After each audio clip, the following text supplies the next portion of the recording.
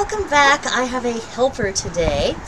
This is a friend and co-worker of mine, and the other day he was taking out some recycling, and this was on top.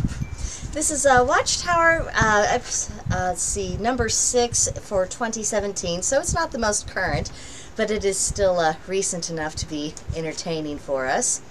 And I have to admit, this is my first experience of kind of the flimsy 16-pagers. I date back to the good old days when they were 32 pages in length. That's too much. It is too much. No one read them. Not really. Does anyone really read any kind of manual or pamphlet nowadays?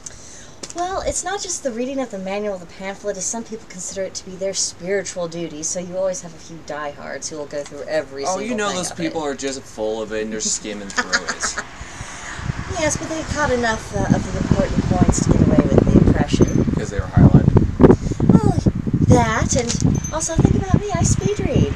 I could fake my way through many a conversation with my fellow witnesses. Sure, it's not the only thing you fake. But this one is about what is the best gift of all. So it's the usual thing that the witnesses do. They talk about what's this gift, what's the quest for the best gift, and then it ends with best gift of all, of course, is, the ransom of Christ's sacrifice. It takes them, let's see, 7 pages. It takes them 7 pages to make an argument that I think most Christians could make in 3 paragraphs. Yeah, and the best gift is kind of like a personal thing. Like, anyone can think of the best gift. For me, it's puppies. It's always puppies. Well, yeah, and even if you were going to make the religious idea that, Christ's sacrifice provided salvation for the human race, or at least the opportunity to, even if you went that route, it's still, there is something a little impersonal about it, isn't it? Just because you're just one of many, you're just kind of there. It's not... Well, everyone has their own personal needs and wants. It's not like a collective thing besides the necessities to survive. Right. So, I don't really want to spend much time on these first 3 articles because it was hideous. I tried to read this at work and it was not working for me. I was losing it. So, we come to, your favorite article that you mentioned. This is, what did Jesus really look like? Yeah, so when I kind of skimmed through this, and that's like the first thing that popped in my head, and when I saw that, I immediately thought of a Jesus theme. It was just like that one meme of Jesus doing that, and it just said "Happy Birthday, Slut." Yeah, probably not the overall idea and visual that, the good old governing body was going for. If you look at like a bunch of different churches and different branches of like the Christ religion thing or whatever, they have their own little portrayal of Jesus. So there's not really one idea. Well, and you'll see that with little kids too, because they tell kids in church groups or whatever, draw a picture of Jesus, okay, and they generally draw someone who resembles themselves or someone in their family, and I think that kind of indicates to me that it's not really important what he may or may not have looked like. It's about, that person's connection with them, if they're Christian, Yeah. Neither one of us are. You see, I was born in JW, and the more I learn about this religion, the more I think I really was never a Christian to begin with. And you don't have any particular spiritual affiliations. No, I was pretty much raised with whatever I felt like I was most comfortable with. Though, when I was younger, I did go to church a couple times, and when I was there, I thought, this is boring, why am I here? And they just kept on going on and on about the Jesus thing and stuff. I'm just thinking, that makes no sense. Like, that is not physically possible. You can't do that. And they're like, oh, you can with the power of faith. I'm like, no, that's not how things do. In case there are any current Jehovah's Witnesses watching, this is your audience. When you go knocking on the door, this is the person you're probably going to meet. This is what they're reacting to. I have had a JW knock on my door one time. Ooh, share the story. Alright, so about a year or so ago, I was in my apartment. I was just watching TV. I hear a knock at the door, so I went and answered it, and this just older-looking black guy. And he just starts talking to me about stuff, and he goes on this thing about, my religious beliefs. I told him I wasn't really a religious person per se, but, if you are, that's cool. to each their own, right? Mm-hmm. And then he started going on about something about those that died that didn't know the word of God or Jesus could be brought back to life for a second chance to redeem themselves. And I thought zombie apocalypse was the first thing I thought of, because he's talking like, hundreds of thousands of years, like ancient humans being brought back because they didn't know God. I'm thinking, that is the freaking zombie apocalypse. You're just bringing the dead back to life to conquer the world. And yeah, he didn't like that too much. I bet he didn't. Would you like to know the whole JW teaching that he was trying to impress upon you in that moment? Well, I'm not sure what he was trying to refer to, but sure. Well, one of their main teachings, and this is something that sets them apart from other Christian religions, is that they don't believe that when people die that they go to heaven or hell. They think that most people who die are just kind of in a sleepless dream of state of non-existence, just nothing there. But they believe that there's 144,000 who have a heavenly calling, and they're going to be with Jesus, and they're going to rule over kings and priests. And after Armageddon, we're going to have this small group of survivors, and then we're going to have the resurrection of the dead, like he was talking about. And basically anyone who died before Armageddon happened, who didn't have enough of a chance, or who were deemed worthy of another opportunity at life or whatever, and that's what he was basically referring to. And then after all this is done and all the dead have been brought back to life and they've been taught the word and the earth is a paradise, then supposedly God's going to let Satan loose on the world again to tempt, to see whoever's going to be tempted, and then whoever passes that final test gets to live for eternity, and anyone who doesn't pass the test, well, they die with Satan and the demons. That is basically what he was talking to you about. He didn't get that far. Well, they never do on the initial call. Yeah. He was just trying to tempt you with the idea of a possible eternal future, or seeing dead loved ones again. The idea of eternal life, to me, is more of a curse rather than a blessing, because who actually wants to live forever? Well, it's not for me, I never really thought about that when I was in. I just kind of figured I'd always find things to do, or things I wanted to study, or that I was interested in. But the idea of life without growth, without real change, of just kind of how things are, that does seem kind of fallacious, now that I think about it. I mean, just think about if, there was one person that was immortal, like couldn't die, never age, and just live forever. At first it would be pretty cool, but after a couple hundred years, you get to know people, you find loved ones, they end up aging, dying, and you just repeat that cycle over and over, and you're not allowed to, find someone to fall in love with, to grow old with them, and die with them.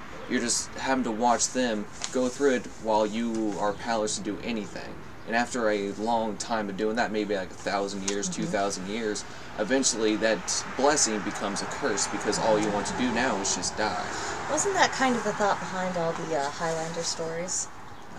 Something like that, yeah. I mean, yeah, there were other dudes who were exiled with them, and there could only be one in the end, but it was kind of that same scenario. He kept going through life after life after life. Everyone he cared about, grew old and died. He couldn't have kids of his own, so it was just constant going through the motions. Yeah. That does sound pretty horrible. So, on that cheery little note, a proper view of mistakes. Now, I don't know how they had the gall to print this. Now, I've explained to you a little bit about the problems that the Jehovah's Witnesses have had with child abuse accusations and mishandling. Yeah, they're pretty dismissive about it. Yeah, why call the police when you could just talk to the elders instead? Yeah, there is no law or order, it's just elder stuff. Mm-hmm. Their word is law. Pretty much. It's most irritating. Yeah. But, let's see, there were a few little quotes I did actually want to draw attention to, just because, like I said, I don't know how they had the nerve to do it. Oh, okay. Let's see. Oh, here it is. Have you done something wrong and caused inconvenience or worse to yourself or somebody else? Maybe. Yes, but think about Watchtower. They've got a lot to answer for. Rather than berate yourself or accuse others, like how they say the child abuse victims are actually lying, as are all former members, about anything that may have happened. Oh, so nothing ever bad really happened. They just made it all up. No, it was all individual mistakes because overall, this is God's anointed earthly organization. I see. You see, why not simply do your best to correct matters? Like, they could totally release their files about accused child molesters to the police and the other authorities. Oh. They could do that. Yeah, but that would just go against everything, and that would make them look bad, and they can't have that. Yeah, but they actually, I watched a video about this yesterday. There was this ongoing court case, I think it was in California. But they were refusing to release certain records to the courts because the courts were saying, okay, this seems to be kind of a systemic problem. We need to find out exactly what's going on. And Watchtower refused, and from November 2017 until March of this year, $4,000 a day they had to pay up. Every single day. Oh, I bet they were needing some donations for that. Oh, yeah. They do on their monthly broadcasts every so often. There is kind of a little cap in hand. Oh, of course. You can't have power without money. Yeah. Because money is power. And just think, all those witnesses who were taught, don't go to college, Armageddon's coming any day now, don't save for retirement, don't do this or that. Save what little money you have and send it off to Watchtower, because, they got bills. Yeah, the Armageddon's coming any day or every day or whatever. How many Armageddons have I just went through? There was a Y2K, there was 2012, and then there was that one Rapture before 2012. I can't remember exactly what the whole thing was. Yeah, there was that lunatic, I forget his name. Yeah, he was like, I predicted the Rapture, and that day came, and everyone's like, cool, bro. Yeah, there's another one coming up in June, so, look forward to hold that on one. to your hats. I'm gonna party. Party like the last day. But what's funny is that you mentioning that Watchtower has a very bad track record about trying to predict the end times. Yeah. You see, their whole thing is, in the days of the first Watchtower president, his name was Charles Taze Russell, he had thought that the absolute end, that Armageddon was going to come, Christ was going to replace all human governments, and, all the wicked would be wiped out. That was going to happen at the latest in 1914. Well, then, 1914 came and went, and while there was a world war going on, it was not, Armageddon. Yeah. So, they said, oh, well, that was the beginning of Christ's invisible presence. Invisible presence. His invisible presence. So is he like some homeless guy? No, he's been installed into the heavenly kingdom, but we can't see him yet. Right. Yeah, so then there was another date during Rutherford's time. He was the second Watchtower president. He thought it was 1925, and then, there was the whole 1975, because they thought there had been 6,000 years of human history, and then the 7,000th year would end in 1975, and then God would enter into his Sabbath rest day. So they thought that was going to happen. And I bet that didn't go well.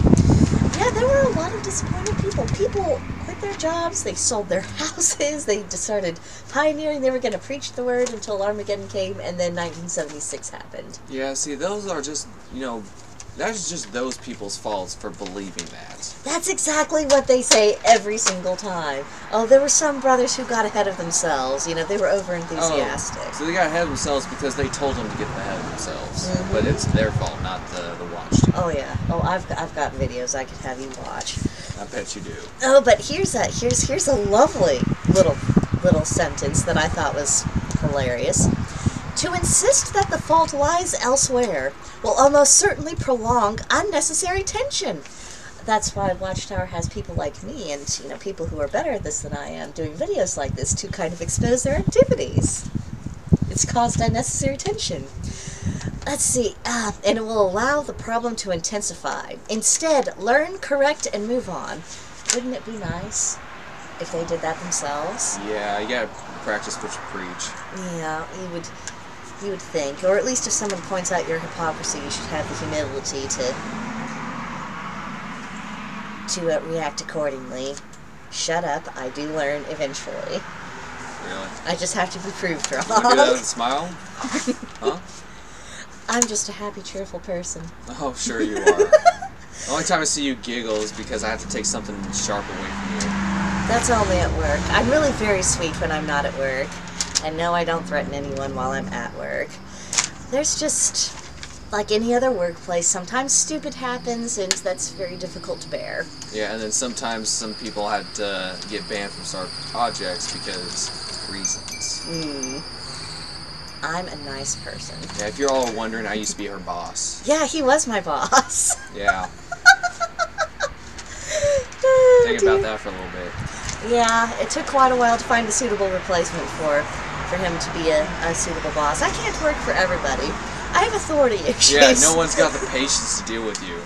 I'm telling you, it's the result of having come out of a cult and just like I can only work for people I respect, because otherwise I just can't. Oh, then I come along and I'm just like, you just do what you want, and I don't want to hear any gripe from you.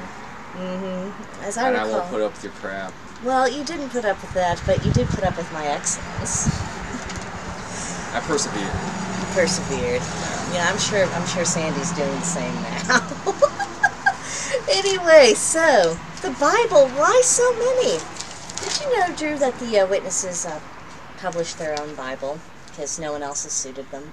You know what? At this point, I'm not surprised, because apparently nothing's good enough for them unless they've done it themselves. Well, here's the fun thing. All the people who did the translations were not actually scholars in ancient Hebrew and Greek. So they just made it up. No, they didn't make it up. They had people who were familiar with it, but they weren't actually properly trained. You know, the whole idea of the Bible, being thousands of years old and stuff and all that, it makes you kind of wonder if what it is today is the same thing as it was back when it was first written, because, there was no mass-producing printing or anything like that. Everything had to be done by hand, and then you had the whole thing of it being translated to something other than what it was originally written in, and it's kind of like a rumor. It's like the more you spread it, the more it just gets mixed. Well, and even the ancient translations, how do we know that the person doing the translation, how familiar they were, how fluent there they could have were? been some person that didn't like one little thing or something and could have just changed it up a bit, or there could also have been mistranslations and so all that stuff, so who knows if it's actually the same as it was before. Of course, you ask any true Christian, they'll say it absolutely is, because it is a blasphemy to change anything about it, but, mistakes can always be made. Well, and there is starting to be some open-mindedness on how the Bible may not be in its complete form, or it may have errors, or that the story that it's telling could be, a lot more complicated than what Orthodox Christianity teaches. There's, do you know what the Apocrypha are? No, I'm not familiar with that. The Apocrypha are books that were associated with the Bible, but they didn't kind of make the final cut. Oh, I forget the year that it happened in, but there was a period of time in which they had this big committee of theologians and religious men who decided which Bible books were going to make the cut. And there were a whole bunch of ones called the Apocrypha that did not.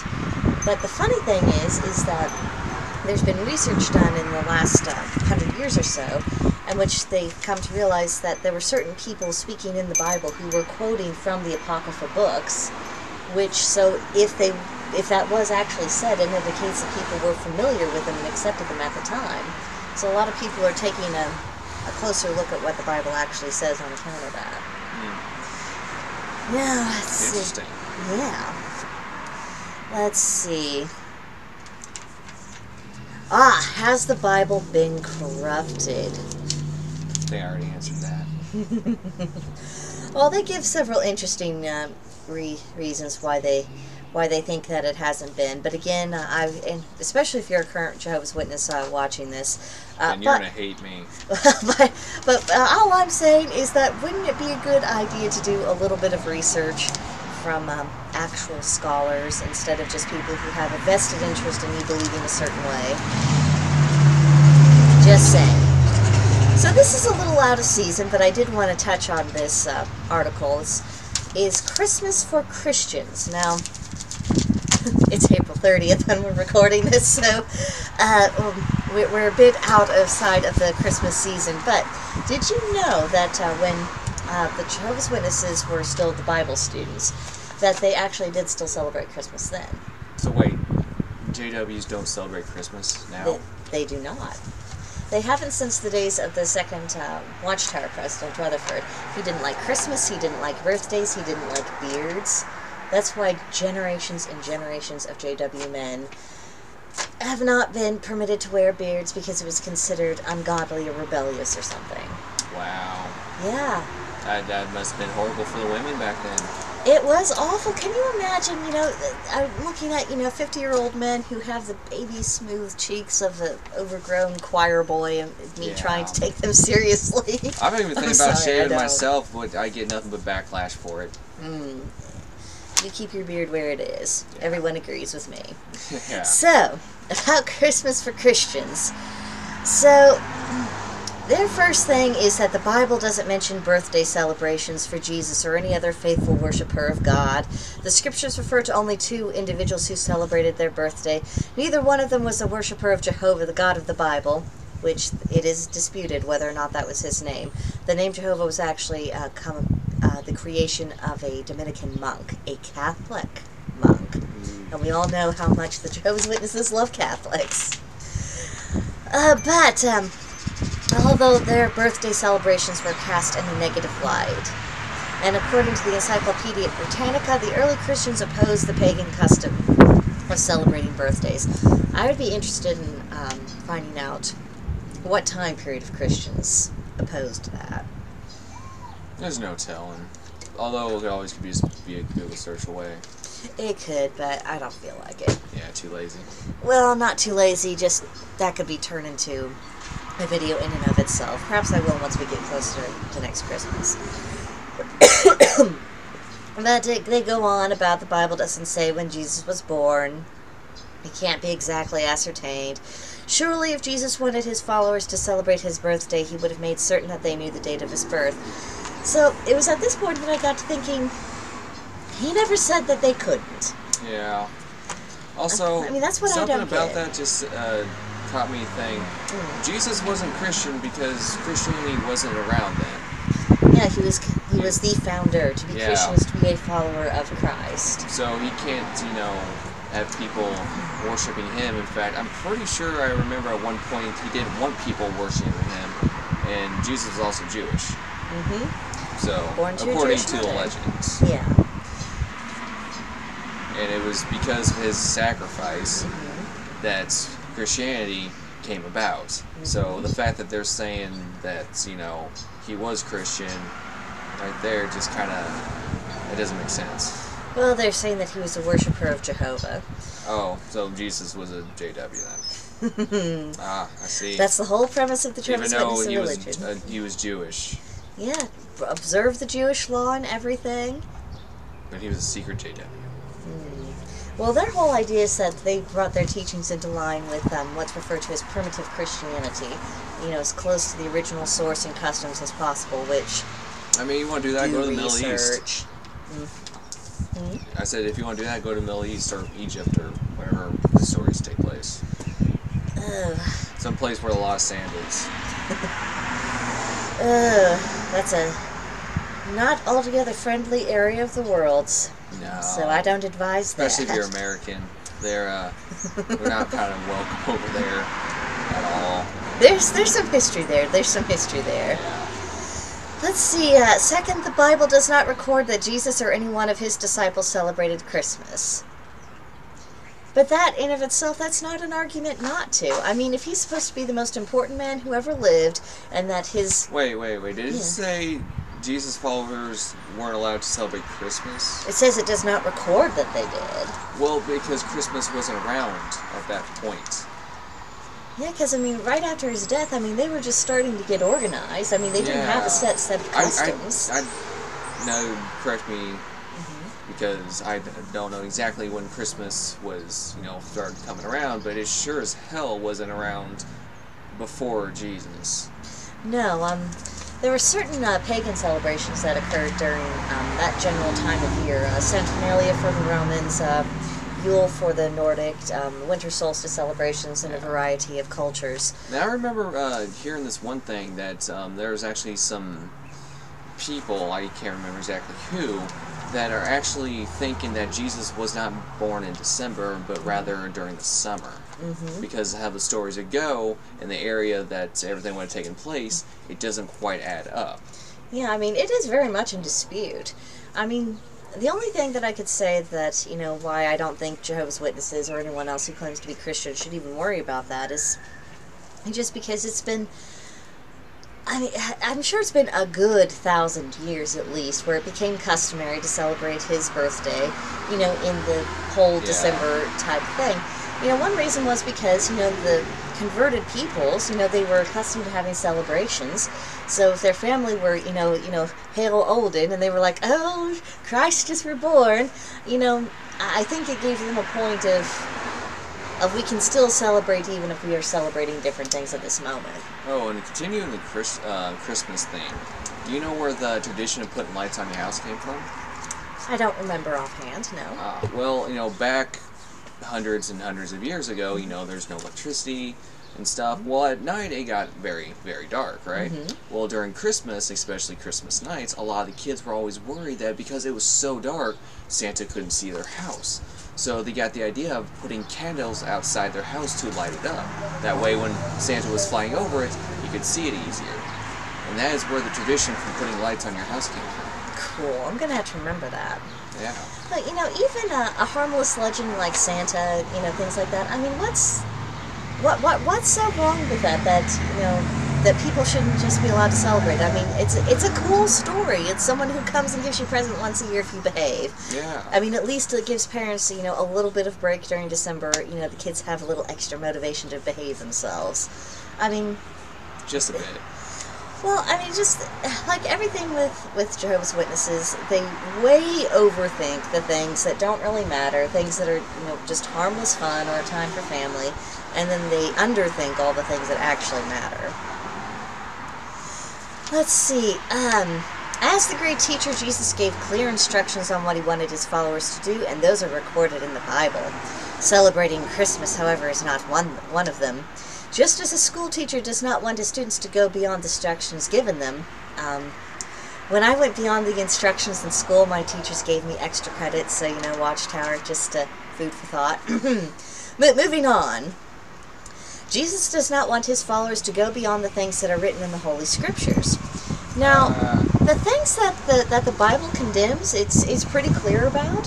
So, anything that it wasn't actively mentioned and it's not doing any harm, forbidding that, wouldn't that be going beyond the things written, in your opinion? And yeah, something like that. That's really bugged me. Well, we're almost done. We're having some sunlight issues. The porch has a western side. I put up a blanket, but there's wind. I'm just gonna take care of that real quick. Let's see. On the other hand, there is one important event the early Christians were very familiar with, the commemoration and memorial of Jesus' death. Jesus personally told his disciples when to observe this occasion and showed them how to do it. These specific instructions are recorded in the Bible. So, okay. Basically, you know how the Catholics take communion, they take a little bit of bread representing his body and then drink the wine representing his blood. Basically, once a year, what Jehovah's Witnesses do is they have a commemoration of the Lord's last evening meal. And what they do is in that instead of actually partaking of it, they just pass it around, and only the people who have a heavenly hope are supposed to take of it. Whereas in other Christian religions, if it's permitted, if they do the whole taking communion thing, the person who doesn't take communion that's really an indication that there's something going on with them spiritually. For instance, a Catholic would only refuse communion, as far as I understand it. If you're Catholic and watching this, feel free to correct me. But the idea of not taking communion would be an admission that you think you've done something that will make you go to hell. Yeah. So, refusing the body of Christ and the blood of Christ in that, I mean, that is a pretty big deal. And so, a lot of people have done a lot of research on that, and it's given them kind of the willies, just because that's a pretty fundamental part of Christian practice. Let's see, so they conclude, as we have seen, Christmas is a birthday celebration, and early Christians did not follow that pagan custom. I love how they say pagan like a swear word. Further, the Bible does not mention that Jesus or anyone else celebrated Christmas. Well, it takes time to establish a custom. Yeah, you can't celebrate something that hasn't been put in place yet. Yeah, that's like people celebrating a wedding anniversary before the wedding. Yeah, Doesn't or even really- an engagement. Yeah. Something has to happen before you can start having celebrations in Yeah. memory of it. Let's see. In light of these facts, isn't that cute? They call them facts. Oh, wow. Millions of Christians all over the world have concluded that Christmas is not for them. It's worth mentioning that the number of official Jehovah's Witnesses is 8 million all over the world, so this is pretty much the millions of Christians that they're talking about. Yeah, and a million is not really a whole lot for one group. Yeah. I think Scientology has more, and that's Oh, even worse of a cult. Oh, yeah. Well, and I had this conversation with someone who's become my personal favorite critic. This person will frequently mention, there's 8 million Jehovah's Witnesses, 8 million this, 8 million that. I said, well, the validity of a religion can't be based on the number of its adherents. And I pointed out, there are all these other religions, these are their current numbers. Does that mean that they are more correct in the biblical interpretation? Or the non-Christian religions, are they more correct just because they have a larger number than Jehovah's Witnesses? And the whole Christian thing, there's so many different branches of it, too. I can't even number all of them just because of how many there are.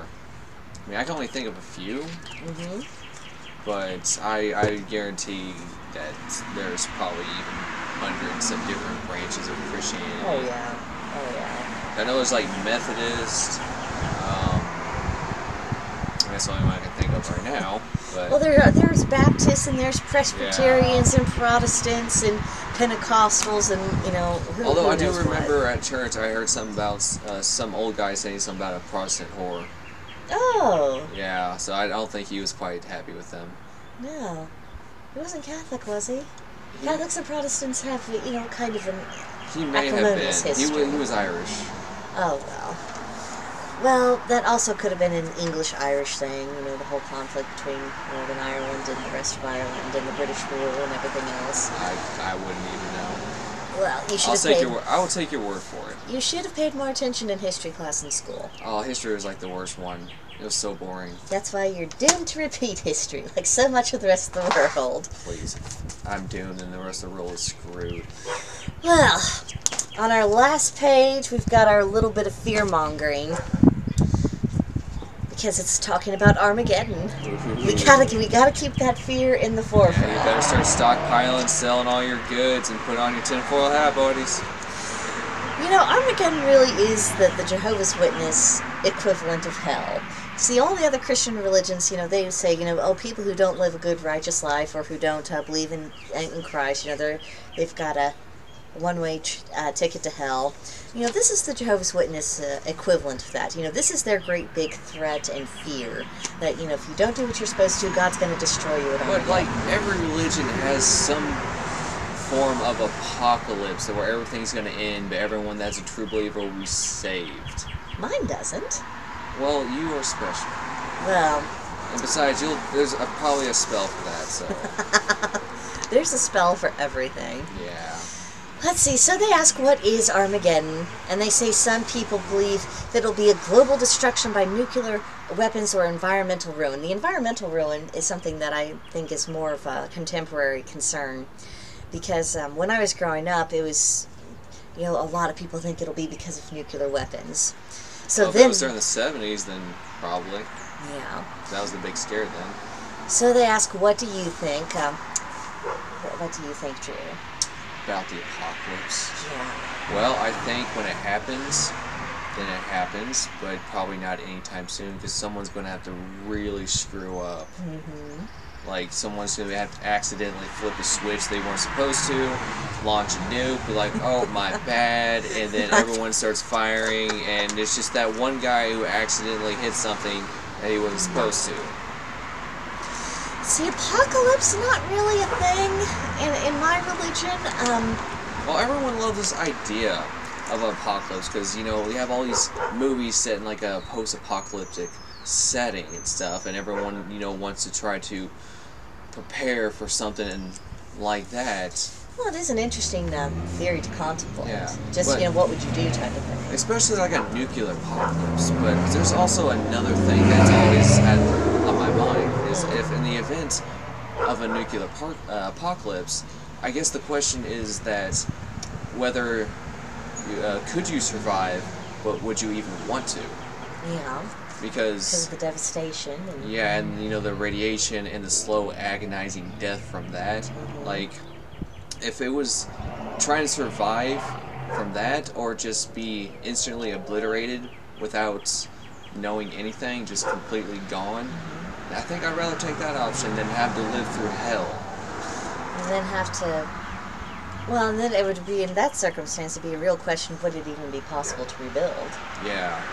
I mean, that's the big thing. Well, I imagine at some point people could rebuild, because we are a pretty persistent species. We're like cockroaches. We are like cockroaches. You can never get rid of everyone. Even if something catastrophe that would wipe out like 99% of the life on Earth, we would still find a way to keep going. I tend to agree with you about that. And like I said, in my religious convictions, we don't have any concept of apocalypse or eternal destruction or anything like that. But there is certainly a belief in cycles end. You have a beginning of a cycle, it goes through its journey, and then it will come to an end. But at the end of that cycle begins another cycle. So it's kind of a spiraling, ongoing circle. I mean, the world actually has reset itself a few times. Yeah. So. And the more we learn about ancient archaeology, the more I wonder just how much we don't know about our own past and what we have kind of rebooted from. But moving on, back on topic. See, what the Bible says. The Bible says Armageddon is the symbolic place of the war of the great day of God the Almighty. His war against the wicked. They cite the scripture in Revelation. So you're aware the wicked, and according to the Jehovah's Witnesses, is anyone who's not a Jehovah's Witness. Really? Yeah, even some Jehovah's Witnesses who are just kind of wishy-washy about it. Oh, so you gotta be all in or no go? Yeah, pretty much. That's rough. Yeah, it is. You and me, Oh, we're screwed. Yeah, we wouldn't have any sort of chance, according to them. And I occasionally have someone who comments on my videos who heartily assures me that my impending death in Armageddon will be coming shortly. Oh, I'm sure you're counting the days. Well, I also told them that whoever trained them in the field ministry did them a disservice, because you attract more flies with honey than you do vinegar. They might want to work on their marketing skills. Yeah. And for my critic, hi! Let's see, what else can we learn from the Bible? See, God fights the war of Armageddon not to ruin the earth, but to save it from ruin by humankind. So once again, it's our fault. Oh, wow. The cockroaches got out of line. Oh, no. Let's see, the war of Armageddon will end all wars. Now, you have a similar view of human nature that I do in some respects. Do you think that it's really realistic to envision a time in which our species would just never have conflict about anything ever again? Never.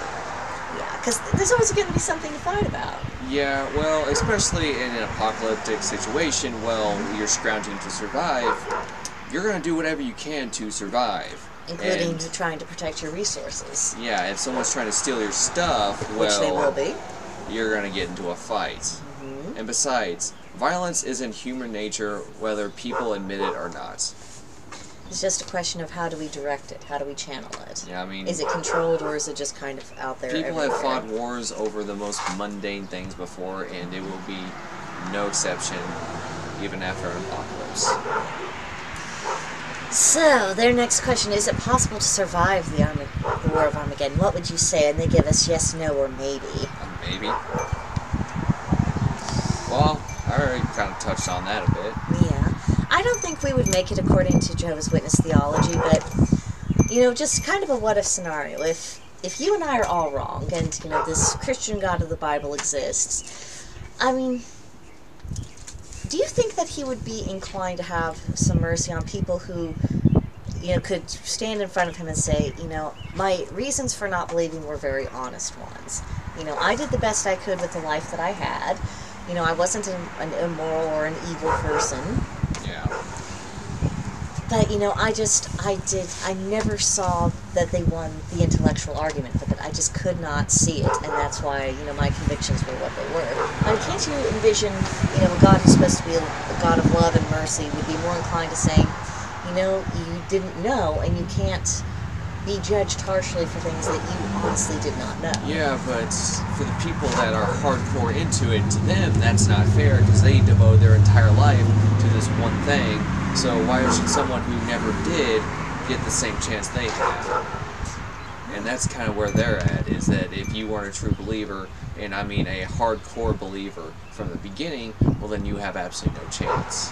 Which means that Mommy and Daddy weren't playing favorites with them. I know.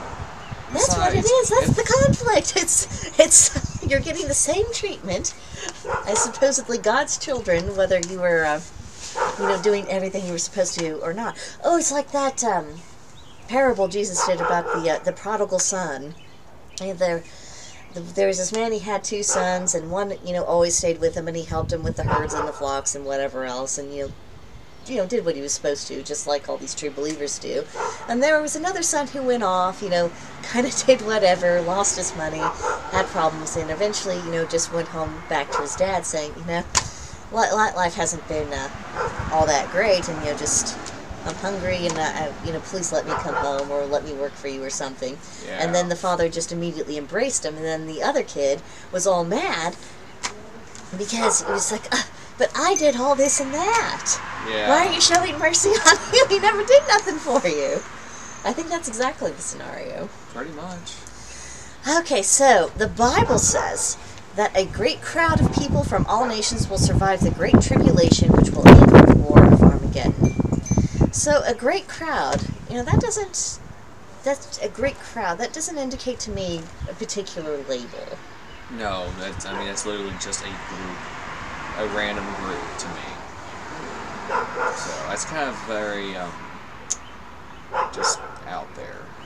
See, what else can we learn from the Bible? God wants as many as possible to survive Armageddon. He destroys the wicked only as a last resort. As a last resort? Yeah, a last resort. Even though there's been how many prophecies of Armageddon apocalypses? See, and apparently the last thing that they had on this page was the Bible explains how to survive Armageddon at Zephaniah 2:3. I actually downloaded a translation of the Bible just because with all these videos, it's getting inconvenient not to have a Bible in the house. So, let's see. Zephaniah. I hope this has a search feature. If it doesn't have a search feature, we'll just move on. Loading. Okay. Images, Copyright, that's wonderful. English Standard Version. Good Lord, what is it going to take to actually get to features indeed? Quick search? If only that was the feature. Ah, okay. Let's see. That's going to take too long. Because they've got footnotes and everything else. Anyway, I guess if I go back and do more of a dissection on that, I'll look that up again. But yeah. That's our little review of this particular Watchtower. So as someone who's never been a JW and hasn't had a whole lot of contact with them, does any of this inspire you to want to learn more about them or possibly become one of them? It just encouraged me to make fun of them even more. Mm-hmm. Like so many other religions that are just so out there. Like the only thing I think I can make fun of even more than Jehovah's Witnesses is probably Scientologists. Well, because that is just a money grab religion. Because the only way you can ascend in that is you have to pay money. And you have to have a lot of money, like hundreds of thousands of dollars. And yet people still get involved in that. Why do you think that is? I don't know. It's just a freaking cult. And if any of you are interested in learning about how effed up the whole thing is, Google search the unfunny truth of Scientology. You'll hear some real stories that will make you second guess about the whole thing. Well, and speaking of Scientology, a lot of ex-JWs, they started watching that Leah Remini series about, exiting Scientology. I forget what it's called. But they were just sitting there listening of, like, there's a lot of similarities of behavior. You know, the doctrines are different in some respects, but the aspect of control and being, once you're in there and being stuck there, it was really very, very similar. Yeah. Struck a chord with a lot of people. So the Watchtower Society failed in its mission. You're not interested in being converted. Oh man, what a shame. I wasn't so tempted about whatever they were planning on something. What's worse is that, they need young men to come and replace the old men in the leadership. Yeah, but they're just screwing everyone over. Mm-hmm. And they have, like, maybe they offered cookies or brownies or something at a meeting. They would have a little bit more people show up, but then they're just going to have people showing up for a cookie, because I have sold myself for a cupcake. I will fully admit that. Yes. So, yeah, I'm sure there's some people that would be like, I'll go for a cookie. Well, I guess that's all the thoughts we have to do on that one. I suppose so. Alright, so if you made it all the way to the end, especially if you're a current Jehovah's Witness, well done. Thank you very much. It is appreciated. Yeah, and maybe you should work on your presentation a bit. Yeah, also, I was telling one of my favorite critics is that if you're talking to someone who doesn't view the Bible as an authority and you're using scriptures to prove your point, that's probably not the best method. Yeah, because you don't talk to someone that has absolutely no idea what you're talking about, because they're just going to stand there with a smile and nod their head, and they're only thinking of how they can get rid of you. Yeah, so if you really are committed to this religion and you think you need to preach the word, consider your tactics, because he represents the general public, and the general public is not buying it anymore. Not in the day and age of Google. So, thank you again. Thank you, Drew, for doing this. Yeah. Appreciate it. I'll see you guys in the comments section. Please let me know what you think, and if we need to expose him to more JW material to get his thoughts. Yeah, and also just for funsies, because I'm sure I can have some fun opinion about some things. Maybe I'll have him watch the next JW broadcast with me. Oh, I can go on a rant about that, too. Alright, I'll see you guys next time. Bye for now.